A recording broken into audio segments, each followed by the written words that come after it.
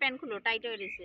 না প্যান্ট কোন ভাই না এই মশা নাকি? প্যান্ট কোন বাই না কিছু করবা না নিছো? যাইতা যাইতা লাও। ভিতর ঢুকুন ট্রাফিকে ওকে কি করতে আমি আইছিলাম?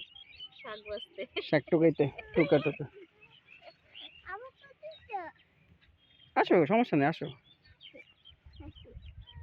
নাই মই যা হাম্বা ওখানে কোদিকে ওই যে হাম্বা কোদি ও যে হাম্বা ও যে